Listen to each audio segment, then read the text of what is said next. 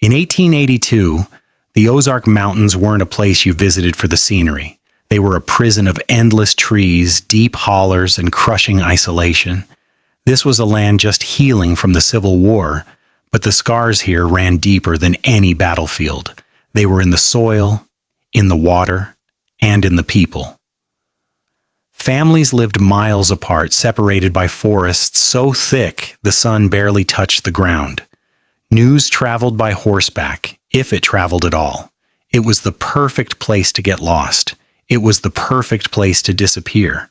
And that's exactly what happened to the Caldwell sisters.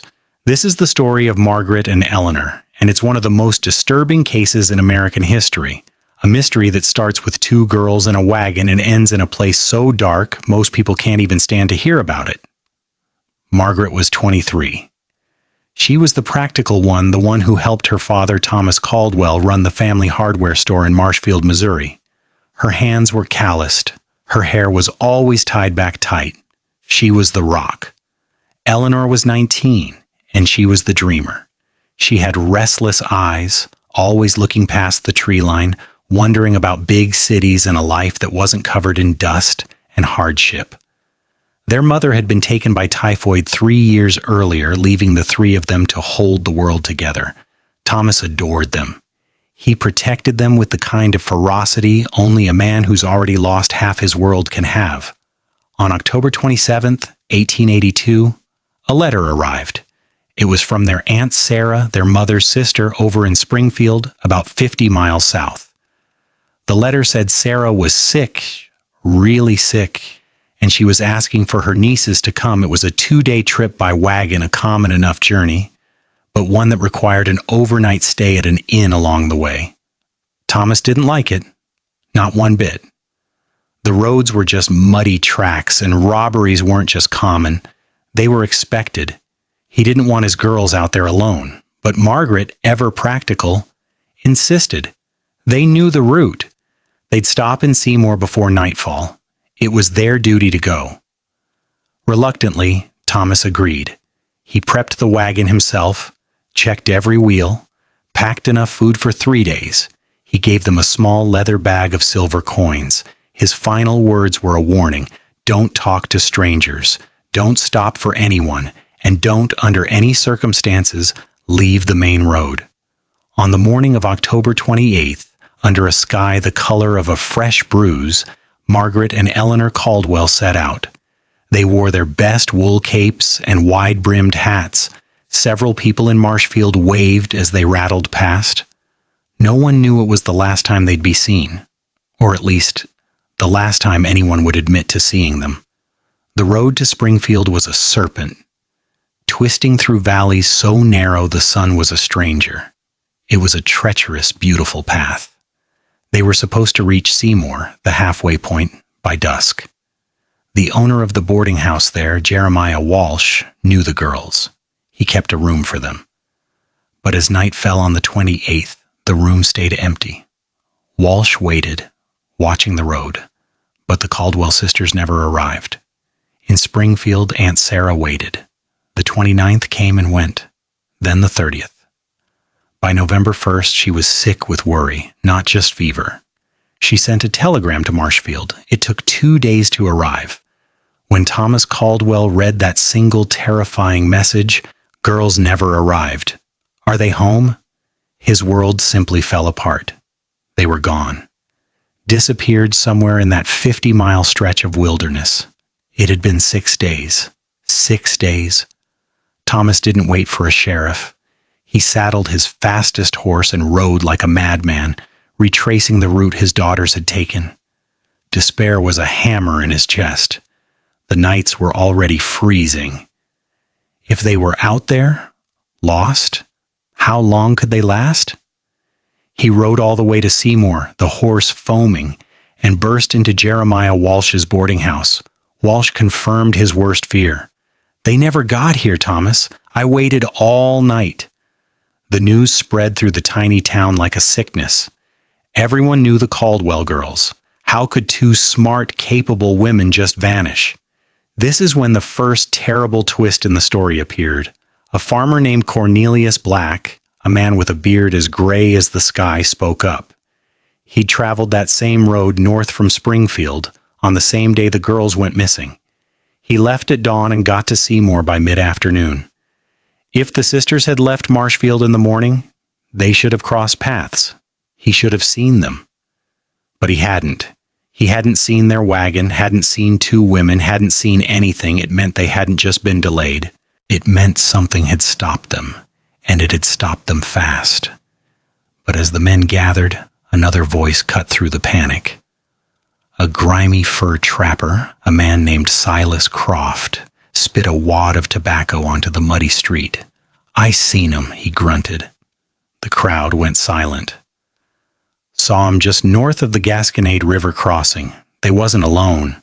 Thomas's heart stopped. "What do you mean? Who were they with?" Silas squinted, enjoying the attention. "Two fellas, fancy buggy, looked like city folk. The girls they was talking to 'em laughing. Then they all turned, headed east." East? Not south to Springfield? The men looked at each other. A cold, awful thought entered their minds. What if this wasn't an abduction? What if it was an elopement? Eleanor, with her restless eyes dreaming of big cities, Thomas was furious. "My daughters would never—" "Maybe not," Silas sneered. "But I saw what I saw. They took the old logging road, heading toward Laclede County." Thomas was torn. The farmer, Black, said he saw nothing on the main road. This trapper, Silas, claimed to have seen them veering off on a different path. It was a lead. It was something against his better judgment, against the protests of Cornelius Black, who thought the trapper was a known liar. Thomas made a choice. "Show us," he commanded. For an entire day, they followed Silas on a wild goose chase. They rode 20 miles east, deep into rugged country, wasting precious time. They found the old logging road. They found nothing, no wheel tracks, no sign of a buggy, no sign of his girls. By dusk on November 3rd, Thomas grabbed the trapper by his greasy coat. "You're lying," he hissed. Silas just smiled, showing yellow teeth. "Maybe I am, maybe I ain't. What's it worth to you?" Thomas didn't have time for this. He'd been tricked. But why? Why would someone intentionally send them the wrong way? It was a question he couldn't answer. All he knew was that he had just lost another 24 hours. And in the freezing Ozarks, 24 hours was a death sentence. A dejected, furious search party returned to Seymour. It was dawn on November 4th. They had nothing. Thomas was broken. But as they stood in the cold morning light, another man stepped forward. His name was Peter Hutchkins. He was young, with eyes that looked like they'd seen hell and come back. "My sister vanished on that same road 7 years ago," he said, his voice flat. "They said she ran off. They said it was bandits. They said a lot of things. They never looked." He pulled a long hunting knife from his belt. "I've been looking ever since. Let's check the main road again, but this time we look for what's off the road." This time the search was different.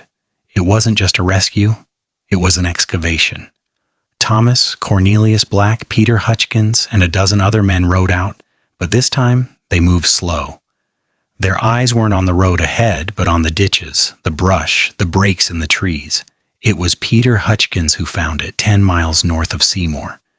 He just stopped. He pointed. There. At first, Thomas couldn't see it, just mud and leaves. Then he saw what Peter saw. The faint, almost invisible impression of a wagon wheel. But it wasn't on the road. It was leaving it, heading straight into a dense, dark patch of forest where no trail existed. Why would they go in there? They followed the tracks on foot. The forest was ancient, the trees thick, the silence absolute. It was the kind of place that felt like it was watching you. A kilometer in, the tracks just ended, and then they found the wagon. It was on its side in a small, damp clearing. One wheel was snapped off the axle. The provisions Thomas had so carefully packed were scattered, moldy, and half-eaten by animals. The leather bag with the silver coins was there, slit open and empty. But the horses were gone, and the hitching belts hadn't been unbuckled. They'd been cut. A robber would take the money, maybe the horses, but they wouldn't drag a wagon a kilometer into the woods to do it. This was something else. This was personal. Then Thomas saw it. A flash of dark wool snagged on a thorn bush. He ripped it free. It was Eleanor's cloak, torn, muddy, and cold. This wasn't an elopement. This wasn't a robbery. This was an ambush. The men fanned out, shouting the girls' names, their voices swallowed by the trees. Nothing. Hutchkins found Margaret's shoe, half buried in the mud near the wagon. It looked like it had been ripped from her foot. The silence of the group was heavier than the fog rolling in. They all knew what this meant. Something terrible had happened here. Cornelius Black, the old farmer, was staring at the tracks leading away from the wagon. They weren't wheel tracks anymore. They were boot prints. Large ones. A single set. And drag marks. 2 of them. Black's face went pale. "I know this place," he whispered. The other men leaned in. "The old-timers, they talk about this patch of woods. There's a cabin, about a mile north of here, belonged to an old hermit. Died years ago." Hutchkins spat. "So it's an empty cabin?" "No," Black said, his eyes wide. "That's just it. People say it ain't empty. They say he never left. Travelers report things, lights, sounds, a feeling of being watched. Thomas Caldwell didn't care about ghost stories. "If there's a roof, we check it," he said, his voice like iron. They followed the boot prints.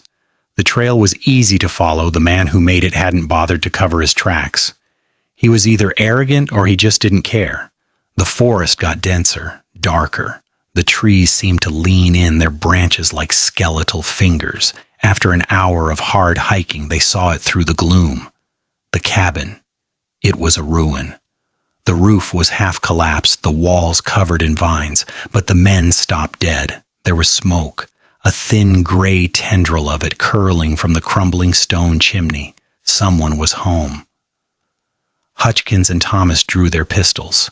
The other men grabbed their rifles. They moved in slow, surrounding the cabin. The smell was awful. Rot, mildew, and something else, something meaty. "Come out!" Thomas shouted, his voice cracking. "We're armed!" Silence. Only the wind whistling through the broken boards. Hutchkins kicked the door. It wasn't a door anymore, just rotten planks hanging on one hinge. It fell into the gloom with a wet slap. Thomas and Hutchkins plunged in, lanterns held high. The inside was a nightmare. The floor was covered in filth, dead leaves, and animal droppings. In the corner, a small, weak fire smoldered in the fireplace. There were old ropes with dark, rusty stains, empty bottles, and bones. Small animal bones mostly, but some looked unsettlingly different. But there was no one there. The fire was recent, but the occupant was gone. "He must have heard us coming," one of the men said from the doorway, slipped out the back. "There is no back," Hutchkins said, kicking at the filth. "Only this." And then Peter Hutchkins found it, stuck on a rusty nail in the wall, as if torn in a struggle. A small blue scrap of fabric. Thomas didn't need to be told, he snatched it. It was from Margaret's blue travel dress. The one she'd been so proud of. They were here. They had been dragged here. The men tore the cabin apart. They looked for a root cellar, a trapdoor, anything, nothing, just filth. And the ghost of that terrible smell. "The trail's cold," one man said, his spirit breaking. "He's gone. They're gone." "No," Thomas said. He was on his knees holding the scrap of fabric. He was a broken man. It was then that August Weber, another searcher, spoke up. "The tracks end here, but a man can't fly." He pointed to the still smoldering fire. "Whoever he is, he can't be far. I've got my hounds back at the farm. Scent hounds. If we give 'em something the girls owned, it was a long shot." The trail was days old, and it had rained, but it was all they had. Weber rode like a demon back to his farm, while the other men waited in the grim silence of that cursed cabin, the smell of the place clinging to them like a shroud. Weber returned 3 hours later with 3 massive hounds, their ears dragging in the mud. They were beasts built for one purpose: to find what didn't want to be found. Weber gave them Eleanor's muddy cloak to scent. The dogs sniffed it, whined, and then they went wild. They didn't just pick up a trail, they bolted. The men had to run to keep up. The dogs weren't tracking a man, they were tracking terror. They ran past the cabin, not even pausing, and plunged deeper into the Ozark wilderness, in a direction no one ever went. Southeast, into a region of steep ravines and limestone cliffs. For 2 miles they ran. The mentables crashing through brush, horses struggling. The trees here were different. Gnarled, ancient, and covered in pale, hanging moss. The dogs led them down a steep incline to the edge of a narrow, icy stream, and then they stopped. The hounds just sat down. They whined, their snouts to the ground, but they would not go further. They tucked their tails between their legs and stared at the opposite bank of the stream, at a wall of dark, moss-covered rock. "What is it, boy?" Weber cooed, trying to urge them forward. The lead dog just whimpered and tried to back away. "They're spooked," Cornelius Black muttered. "Animals, they know things we don't. This is a bad place." Thomas didn't care. He waded into the freezing water, pistol in hand, and crossed to the other side. Peter Hutchkins was right behind him. The bank was soft mud, and it was covered in tracks, the same heavy boot prints from the cabin and the drag marks. The tracks led straight to the rock wall, which wasn't a solid wall. It was a cave, dozens of them. The limestone cliff was pockmarked with dark, narrow openings like mouths waiting to swallow them whole. The boot prints led directly into the largest, blackest opening. A cold dread, worse than the stream water, settled on Thomas. The dogs wouldn't go near it. The men looked at each other, their breath fogging in the air. This was a grave. They all knew it. "We need more light," Thomas said, his voice hollow. They lit torches, lanterns.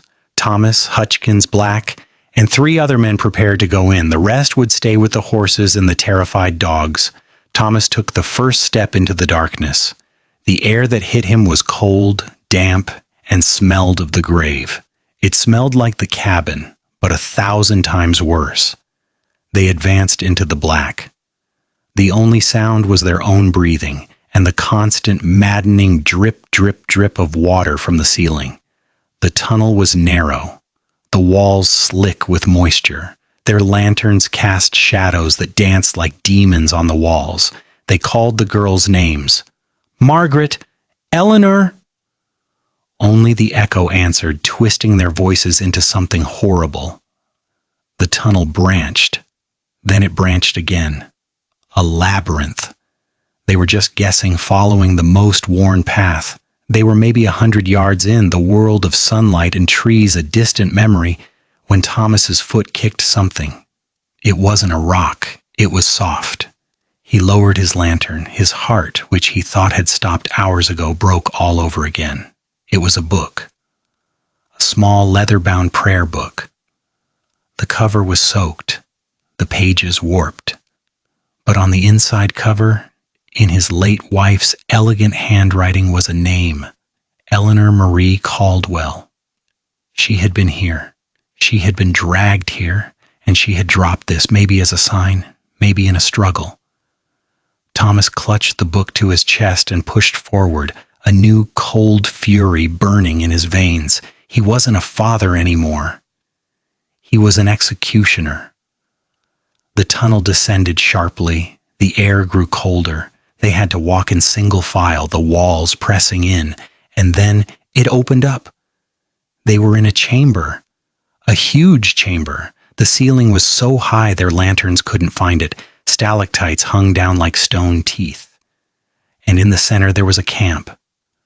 The remains of a fire, extinguished for days. A pile of filthy, crude animal skins for a bed. Empty food cans, and a smell that made the men gag. It was the smell of old smoke, spoiled meat, and something else, something chemical and sharp.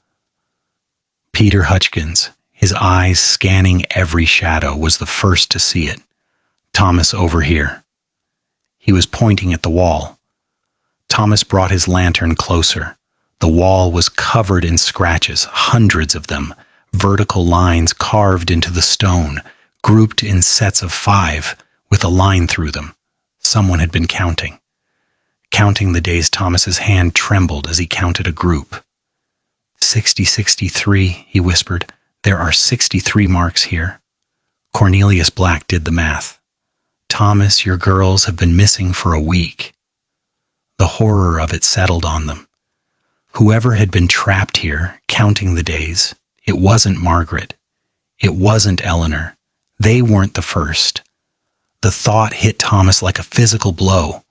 This thing had been doing this for months, maybe years. All those travelers who vanished. All those stories the town elders dismissed as folklore. They weren't stories. They were warnings. And then Cornelius Black found the pile. In a dark corner, hidden behind a rock, was a mound of things. He kicked it with his boot. Clothes. Torn, stained, rotting clothes. Shoes of all different sizes, crumpled hats, empty bags, hunting trophies. Black used a stick to turn the pile over. A silver brooch with the initials GH. A pair of spectacles, one lens cracked. A pocket watch, stopped at 3:15. And at the bottom, yellowed and stained with dark rusty splotches, a full wedding dress. The men stood in stunned, horrified silence. This wasn't a cabin. It was a lair. This wasn't a man. It was a spider. And they had just walked into his web. How many? How many lives had ended in this cold, dark place? But they hadn't found the girls. And this chamber wasn't the end. On the far side, another tunnel opened up. This one even darker and narrower than the first. Thomas approached it. He raised his lantern, and he listened. Over the sound of his own heart, over the drip, drip, drip, there was another sound, faint. So faint he thought he was imagining it. A whimper. He held his breath. There it was again. Help! It was a woman's voice. Margaret! Thomas roared, his voice cracking. Eleanor! He didn't wait for the others. He plunged into the new tunnel. It was a squeeze, forcing him to turn sideways, the rocks scraping his shoulders. The others were right behind him. Thomas, wait! It could be a trap! I don't care! He yelled back. The tunnel twisted, descended. The air was foul. They pushed on, driven by that one faint sound. Then the tunnel opened up again. A new chamber. This one was smaller, but there was a light, a faint bluish glow from a crack high in the ceiling. Daylight. They were near the surface again, but somewhere else, somewhere different, and huddled against the far wall, a human figure. Thomas ran, stumbling over the rocks. He raised his lantern. It was a woman, or what was left of one. She was in rags, her hair matted, her feet bare and bloody. Her eyes were wide with terror, but it wasn't Margaret, and it wasn't Eleanor. Thomas knelt beside her. It's okay, he said, his voice gentle. We're here to help. The woman just whimpered and curled into a ball. Cornelius Black offered his canteen. She drank like an animal, water spilling down her chin. When she could finally speak, her voice was a dry rattle. He comes back. He always comes back. You can't be here. Who? Thomas demanded. Who did this? But the woman just shook her head, her eyes darting to the tunnel they'd just come through, as if expecting the monster to appear. It was Hutchins who saw the rest of the room. He raised his lantern. My God, he whispered. Against the far wall, driven deep into the limestone, were iron hooks, and from the hooks chains long enough to move, but not to escape. One chain was empty, the cuff at the end open. The other chain, however, was not. It led to a dark shape huddled in the deepest shadow. Thomas, Hutchins said, his voice shaking. There's someone else." Thomas rushed over. He raised his light. The dark shape was a person, curled in a fetal position. He recognized the dark green travel dress, now torn to shreds. "Margaret!" He fell to his knees beside his daughter. He turned her over. She was unconscious, but she was breathing. Her pulse was weak, a faint bird flutter against his fingers. There was a large, ugly gash on her forehead, matted with dried blood. Her hands were ice cold. Cornelius Black was already at the chain, smashing the rusty cuff with a rock. With a final agonizing shriek of metal, Margaret was free. Thomas lifted his eldest daughter into his arms, tears of rage and relief streaming down his face. He had one. He had one. "Where is Eleanor?" he roared, turning to the other woman. "Where is my other daughter?" The woman was shaking violently. He took her," she stammered. "The new one, the young one. He took her 2 days ago, maybe 3. She pointed to another dark hole in the wall, a tunnel they hadn't seen, hidden by a fold in the rock. "Where?" Thomas demanded. "Where did he take her?" "Deeper," the woman whispered, her eyes rolling back. "He always takes the new ones deeper. To the river, where no one can hear them scream. I heard her for 2 days, and then just silence." Thomas felt the cave spin. He passed Margaret's limp body to Cornelius Black. "Get them out," he ordered, his voice a low, terrifying growl. "Get Margaret and this woman out of here, back to the entrance. Fire your guns 3 times when you're clear." "Thomas, you're not," Black started. "Get them out," Thomas roared. Black looked at the man's eyes and saw a father had been replaced by something primal. He just nodded. "We'll wait for you at the first chamber." As Black and the others half carried, half dragged the 2 women back, Thomas turned to the last man, Peter Hutchkins. Hutchkins hadn't moved. He was just staring at the empty chain, the one with the open cuff. His face was a mask of unreadable grief. 7 years, he whispered. "Was she here? Did she count the days?" "Peter," Thomas said gently. Hutchkins looked up and his eyes were clear, and they were full of hate. "He took my sister. He took your daughter. Let's go get her back." The 2 men, a father and a ghost, checked their pistols, lit fresh torches, and walked into the 3rd tunnel. The one that led deeper, the tunnel went down. Not a gentle slope. It went down. The walls were slick, not with damp, but with slime. The air was so cold it burned their lungs, and the sound was growing. A low, steady roar, running water, an underground river. Just as the woman had said, they descended for what felt like an eternity. Time lost all meaning. There was only the scrape of their boots, the hiss of their torches, and the growing roar of the river. The air was thick with mist and the smell, that same awful, rotten, sweet smell. Then the tunnel ended. It didn't just open into a chamber, it opened into hell. The cave was massive, so big, their light didn't find the walls. It was a subterranean cathedral, and in the center, lit by a half-dozen guttering torches stuck in the rock, was the river. It was black, fast and violent, crashing through the cavern with a deafening noise. The roar of the water had covered their approach, and he hadn't heard them. On the bank of the river, on a large flat rock, was a figure, a man.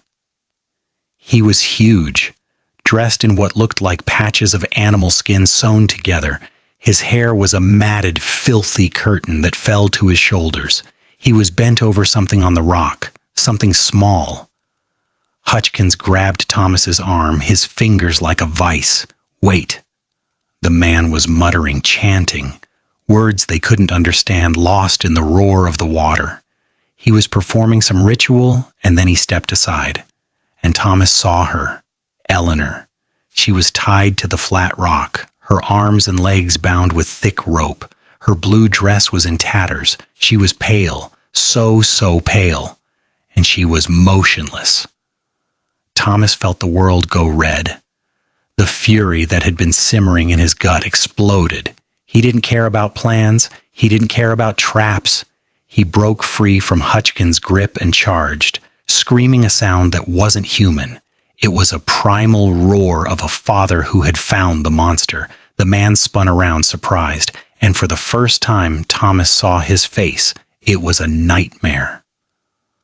Sunken eyes that glowed with a sick, yellow light, a beard caked with filth, and a smile, a slow, awful smile that split his face, revealing rotten, broken teeth. "More visitors," the man's voice croaked, surprisingly calm. "The mountain provides. The river accepts." Thomas didn't say a word. He flew at him, but the man, for all his size, was fast. He sidestepped Thomas's lunge, grabbed him by the coat, and threw him against the cave wall like a rag doll. Thomas's head hit the rock. The world exploded in white-hot pain. He felt the air leave his lungs. The man was on him in an instant, his huge, filthy hands closing around Thomas's throat. "The river is hungry," he hissed, his breath a wave of rot. "It's time to feed her." Thomas clawed at the hands, but it was like trying to break steel. His vision was going dark. "No!" Peter Hutchkins, he'd grabbed one of the torches from the wall. He swung it like a club, smashing it into the man's back. The man screamed, a high, thin sound of pain, as the fire caught, his greasy clothes instantly igniting. He let go of Thomas and spun, roaring, swatting at the flames on his back. Thomas gasped for air, his throat on fire. Hutchkins stood his ground, holding the torch like a sword. "Get Eleanor!" he shouted. Thomas scrambled to his feet. He ran to the rock. Eleanor's eyes were open, but they were vacant, staring at the cave ceiling. "Eleanor, baby, it's Daddy!" He fumbled with the ropes, his hands bloody and shaking. They were wet and knotted tight. Behind him the fight was on. The man, his back smoking and smoldering, was grappling with Hutchkins. "You don't understand!" the man shrieked, his voice echoing. "I saved them! The world up there, it's poison. The fire took my family. The city, they cast me out. But the mountain she took me in, she sends them to me." He was completely, terrifyingly insane. He was stronger than Hutchkins. He knocked the torch from his hand, sending it skittering into the darkness. He grabbed Hutchkins and lifted him off the ground. Thomas got the first rope on Eleanor's hand free. He didn't have a knife. He was tearing at the knots with his teeth. "I purify them," the man screamed, "and the river takes them home." He was marching Hutchkins toward the black churning water. "Peter!" Thomas yelled. Hutchkins, his feet dangling, did the only thing he could. He drove his thumbs hard into the man's eyes. The man shrieked. It was a sound of pure agony. He dropped Hutchkins, clutching his face. He was blind, at least for a moment, stumbling, roaring in pain. Hutchkins scrambled away. "Get her, Thomas! Go!" But the man, blinded and burning, wasn't done. He was sniffing the air. He turned, his head cocked toward Eleanor. "No," he whispered, "not this one. She is mine." He started lurching, not toward Thomas, not toward Hutchkins, but toward the rock, toward Eleanor. Thomas threw himself in front of his daughter. "You'll have to kill me first." The man stopped. The smile returned, even on his ruined face. Blood streamed from his eyes. "Yes," he said, "yes. The river accepts all." He lunged. Thomas met him. They crashed to the slick, rocky ground, rolling, punching, gouging. The man was a demon, all wiry strength and mad fury. He wasn't human. He didn't feel pain. He got his hands back on Thomas's throat. Thomas was losing. The man was too strong. He was pressing down, his full weight on Thomas's chest. "You see?" The man gurgled, blood and spittle flying from his mouth. "It's so easy to sleep." Thomas's vision was fading. He saw Eleanor, then his wife, then Clink. His hand, flailing, had hit something metal on the rock. He fumbled for it. His fingers closed around it. Hutchkins' knife. He must have dropped it. With the last bit of strength in his body, Thomas Caldwell rammed the hunting knife deep into the monster's side. The man froze. The hands on his throat went limp. He looked down at the hilt of the knife sticking out from his ribs. He looked confused. But I am the shepherd. He slumped forward, his full dead weight collapsing on Thomas. Thomas pushed the body off, gasping. He was covered in the man's blood. He turned to Eleanor. Hutchkins was already there, cutting the last of her ropes. "She's alive," Hutchkins said, his voice thick. "Just weak. We need to get her out."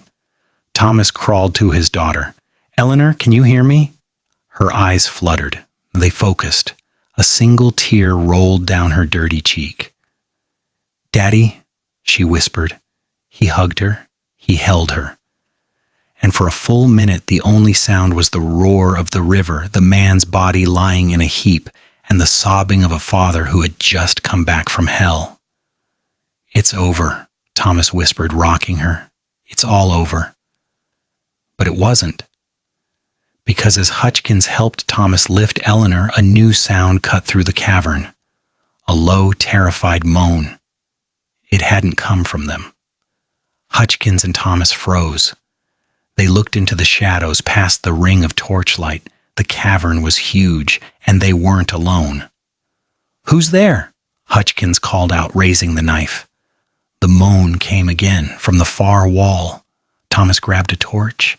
He and Hutchkins walked slowly, supporting Eleanor between them, and they saw the cages, 3 of them, made of crude wood and wire, and they were occupied. In the first cage was a young woman with fiery red hair, so pale she was almost translucent. She was unconscious, or maybe in the second cage was the first woman they'd rescued, Catherine Morton. She must have been dragged back down. She was curled in a ball, just shaking. And in the third cage, another woman, emaciated, her eyes wide and vacant. He had more, Hutchkins breathed. He had a flock. They freed the other women. The red-haired girl was breathing, but just barely. The third woman, she didn't speak. She didn't move. She just stared. The trauma had broken her. They had 5 survivors, Margaret, Eleanor, Catherine, the redhead, and the woman with no name, 2 men, and a long, long climb back to the surface. The journey out of that cave was a silent, shuffling nightmare. It took hours. They had to half-carry the weakest women. Thomas carried Eleanor, refusing to let her go. Hutchkins carried the red-haired girl. The others helped Catherine and the silent woman. When they finally staggered back into the first chamber, Cornelius Black and the other men stared in disbelief. They had expected 2 men or 2 bodies. They got an exodus. When they emerged from the mouth of the cave, into the setting sun, the men outside, they took off their hats. It was like watching ghosts walk out of the earth. Margaret was there, conscious now, wrapped in blankets. When she saw Eleanor, she let out a sound, a sob of such profound relief and pain that it made the hardened frontiersmen weep. The sisters collapsed into each other's arms, their nightmare finally almost over. The journey back to Seymour was slow. They were a procession of the damned. Dr. William Garrett was called. He set to work, his face grim. Margaret had a severe concussion. Eleanor had hypothermia, infected wounds, and severe malnutrition. Catherine Morton, she was physically stable, but her mind was gone. She sat in a chair staring at the wall for 3 days. The red-haired girl, she never woke up. The infections, the cold, the starvation, it was too much. She died 2 days later, without ever telling them her name. She was buried in the Seymour Cemetery under a simple stone that read, "Unknown woman found No. 5, 1882. Rest in peace." The woman with the vacant eyes, she was identified as Sarah Whitmore.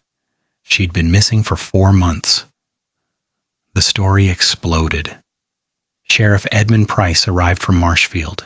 He listened to Thomas's story, his face turning to granite. He organized a real expedition, A dozen armed men descended back into that hell. What they found, it was worse than they imagined. They explored every tunnel. They found the man's living quarters. They found his Bible. The margins were filled with his mad scribblings, a twisted theology. He wasn't killing them. He was purifying them. He believed the mountain was a god, and the river was its baptism. They found more bones, so many. They found a list carved into a piece of tanned hide, a list of names, 47 of them, and the pile of trophies. It was brought to the Marshfield Baptist Church. Sheriff Price put out the word, and the families came. They called it the Hall of Sorrows. For a week, a parade of broken-hearted people walked past those tables piled with the belongings of the lost. An old woman from Camden County who recognized a silver brooch. "It was my Grace," she wept. "Missing 8 years." A farmer who saw a familiar pocket watch. "My brother. He and his fiancée, 1877. The fiancé of the woman in the wedding dress, he was an old man now. He'd been the prime suspect for 14 years. He just stood, holding the rotten lace, and sobbed. His name finally cleared at a price too terrible to imagine. The investigation confirmed at least 23 separate victims spanning 15 years. The man, they never found out his name. The fire he'd mentioned, the town that cast him out. It was all a mystery. His body, like so many of his victims, was never recovered. The river had taken him.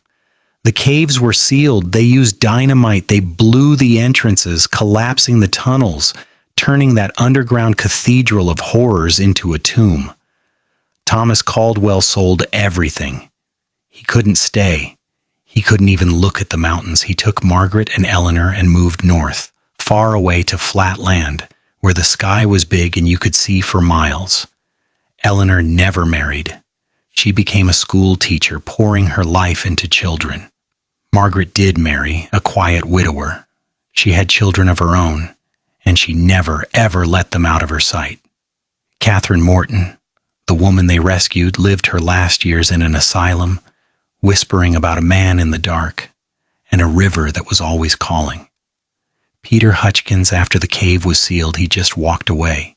He was last seen heading back into the Ozarks, his hunting knife on his belt, still looking for his sister's grave. He was never seen again. The Ozarks kept their secrets. The story faded from fact into folklore, a ghost story to tell kids, the caveman of the Ozarks. But there's one last chilling detail, a detail that Sheriff Price never put in his official report. On the day they sealed the cave, February 1883, after the last charge was set and the dust began to settle, the men were packing up. Price was the last one to leave. He was turning to go when he saw it. There, in the fresh mud, not 10 feet from the blasted sealed entrance, was a footprint, a single, fresh boot print. Large, deep. Price stared at it. His blood ran cold. It was impossible. The man was dead. The cave was sealed. He looked around. The other men were already heading down the trail. He was alone. "Impossible," he muttered. He scuffed the print out with his own boot, destroying the evidence, but as he walked away, he couldn't shake the feeling. The man was dead. His body was gone. But what if the evil had just found a new home? If this journey into one of America's darkest forgotten stories touched you, and if you believe these lost voices deserve to be heard, do me a favor and hit that subscribe button. We tell the stories that history tries to forget. And in the comments, let me know, do you think the nightmare ended when they sealed the cave? Or is there still something waiting in the dark, in the heart of those mountains? Until next time, stay safe and check your locks.